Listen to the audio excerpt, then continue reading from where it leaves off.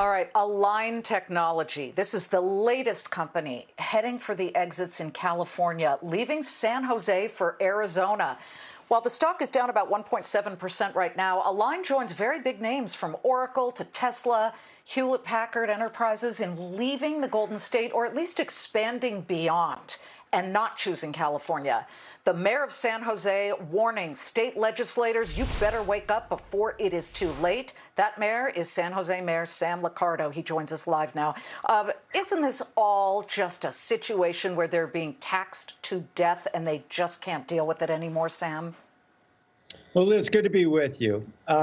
Certainly taxes are part of it, but there's a much bigger picture, of course. Very high housing costs, which we know are challenges for all the employees and all of us here, as well as regulations and energy costs. So there's a confluence of issues here. And I think where we have to start in solving these challenges is to stop blaming tech for them, which seems to be sort of the pastime for an awful lot of folks in my line of work. Politicians have the job, certainly, of fixing problems, and blaming tech won't do that. Yeah. Well, changing things at a state level is like sludging through quicksand. I mean, it's going to take forever. What are you doing? What can you do in San Jose to at least keep the San Jose companies from fleeing? Well, what's interesting is we're seeing here in San Jose, as we look at, for example, Align and Hewlett-Packard Enterprises, these are companies that have actually invested in expanding their presence here in San Jose as they're moving their headquarters out of state. So they like having the talent here in Silicon Valley because, of course, we have amazing engineers and computer scientists and others that clearly are in demand. But the taxes and regulations of the state are what are prompting folks to move the size of their headquarters, among other issues. Certainly, housing costs, we know, is driving a lot of this, and local control has been a big issue in all of that. The fact that small cities and towns are not willing to allow dense housing are imposing a lot of regulations and fees on housing development. That is constraining the supply, and we know that's driving up the cost of housing here in the Bay Area and throughout the state of California. So certainly there's a lot that local communities can do to make their communities more housing friendly, which has a huge impact on costs.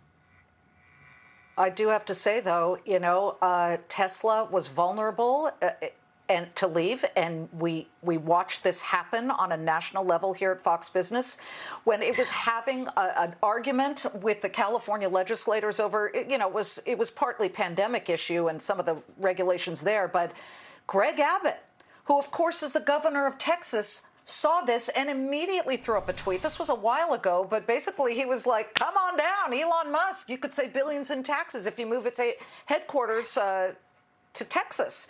And sure enough, guess where the new battery factory is being built? It's going to be in Texas. So there's a huge missed opportunity there.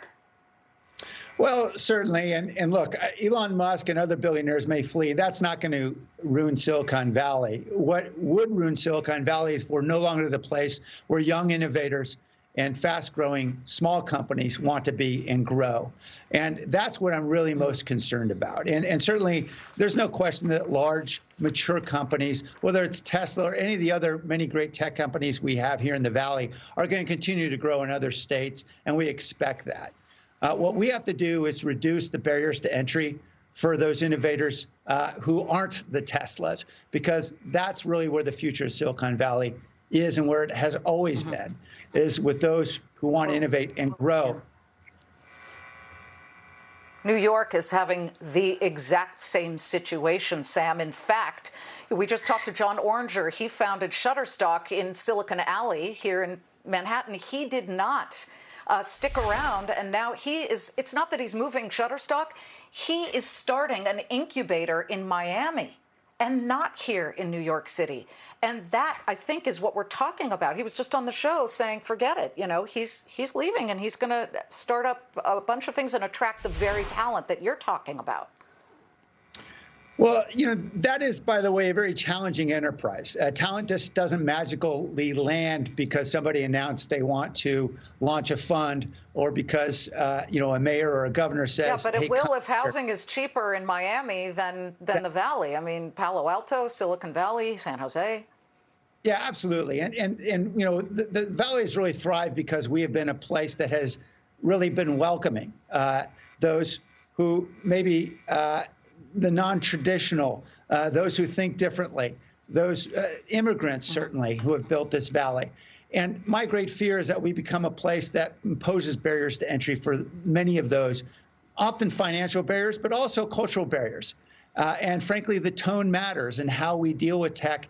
And for example, if we have a monoculture which does not allow independent thinking, then that is going to be a barrier to entry for many. So it's important for innovative regions throughout this country to recognize the importance, certainly of the financial barriers, but also of the tone we set and how welcoming we are to tech.